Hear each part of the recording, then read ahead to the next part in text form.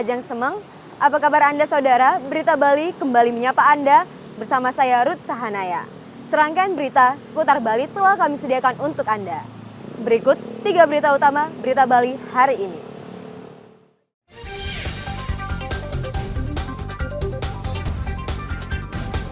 Petugas imigrasi mendeportasi seorang komedian Rusia karena melanggar izin tinggal di Bali.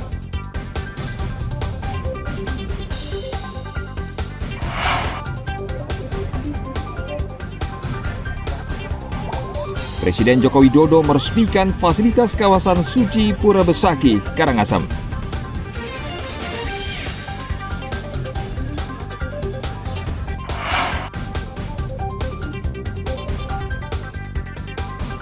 Menikmati kelezatan kuliner nasi lawar kuir di Dharmasaba, Badung.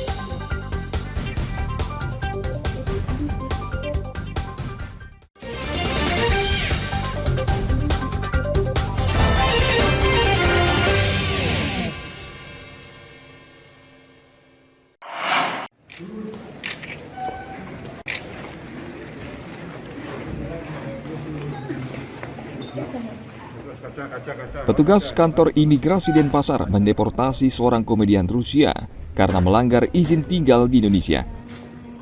Semen Serbakov mendapat izin kunjungan sosial budaya mulai 7 Maret hingga 5 Mei 2023. Namun pada 8 Maret lalu, petugas imigrasi mendapati warga Rusia tersebut melakukan sebuah pekerjaan di Denpasar.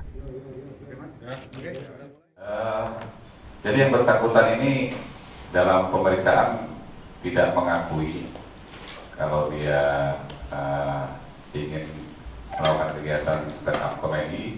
Namun dari bukti yang kita dapat berupa brosur-brosur mereka untuk show dan juga kedapatan tertangkap tangan ingin melakukan kegiatan show. Apapun yang diberikan keterangan oleh yang bersangkutan, walaupun yang berbeda mengaku, tapi patut sekali diduga yang bersangkutan telah melakukan pelanggaran izin tinggal keimigrasian.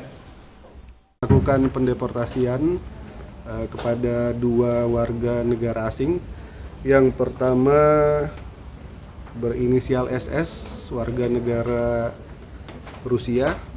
Yang selanjutnya inisial JDA, warga negara Australia. Mereka sebagai apa Pak datang ke sini?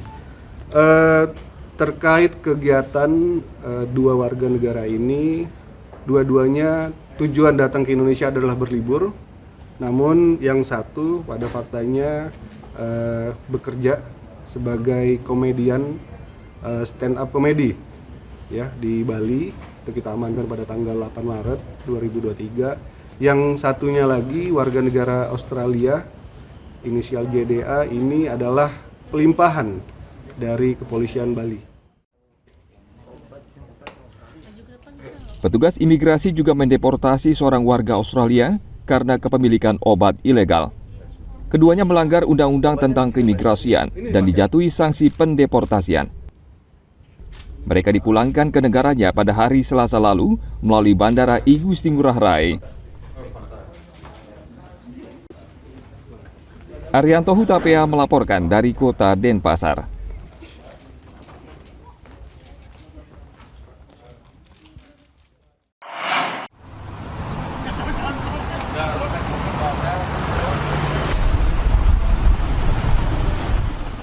Gubernur Bali akan mengajukan permohonan ke pemerintah pusat agar visa on arrival untuk warga Rusia dan Ukraina dicabut.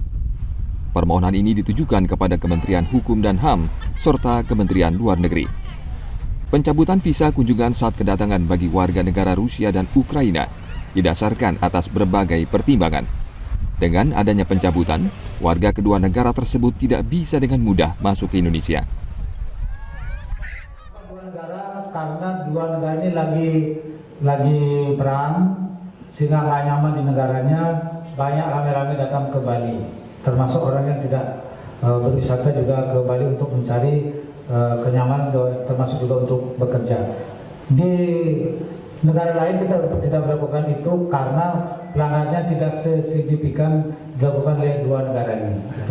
Pak Menkumham akan membicarakan dengan Ibu Menlu apakah akan dua negara ini saja yang dikenakan kebijakan baru atau beberapa negara? Karena sekarang ada 86 negara yang diberikan fasilitas visa on arrival. Sejak pecahnya perang, kedatangan warga kedua negara tersebut ke Bali mengalami kenaikan. Pada tahun 2022, sebanyak 59.854 warga Rusia datang ke Bali melalui Bandara Igusti Ngurah Rai. Hingga bulan Maret tahun ini, kedatangan mereka sudah mencapai 43.622 orang. Tim Liputan melaporkan dari kota Denpasar.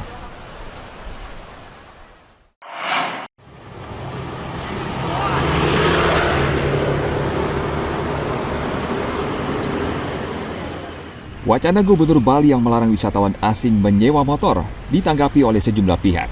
Rencana tersebut antara lain dipersoalkan oleh pemilik penyewaan motor.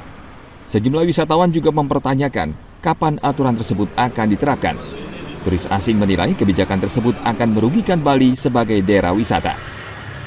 Kalau sekarang sudah ada sih beberapa ya wisatawan yang sudah booking mereka menanyakan apakah benar ini sudah diimplementasikan atau belum ya. Kita bisa menjawab ini belum ada pergub ataupun hukumnya untuk larangan tersebut. Jadi banyak wisatawan yang sudah khawatir ya? Ya, mereka sudah khawatir, bahkan mereka sudah mulai berpikir untuk mempindah destinasi mereka. Ya, kita berharap gubernur maupun jajarannya untuk mereview kembali kebijakan yang akan diambil sehingga tidak merugikan sektor pariwisata Bali yang baru mulai bergeliat setelah pandemi. I read about it yesterday. Yeah, I think it will be difficult for the shop owners. I think it's a problem for the shop owners. I think it's a bad idea. I mean, in India and all around the world, Thailand, you can rent a bike. I understand the helmet part, but I think we should be able to continue to rent bikes as we can in every other tourist destination. It will be difficult for us otherwise. Of course, there's too much traffic, number one. You will clog up the streets more. And I think you're supposed to go through the agent and have a driver. It'll be very difficult for a lot of tourists, yeah, for sure. And I thought it was a very strange decision. Of course, absolutely. People would rather go to Thailand or to Vietnam where they can rent bikes. Absolutely, 100%. I understand the helmet part. I understand not driving with a shirt, because that's respect and safety. I understand that, but not being able to rent a bike at all is very difficult. Difficult decision, I think, for the government. Wacana tersebut diharapkan tidak diterapkan sebagai peraturan resmi Gubernur Bali. Pemerintah diminta lebih memperketat sanksi bagi pelanggar aturan hukum, termasuk wisatawan asing. Tim Liputan melaporkan dari kota Denpasar.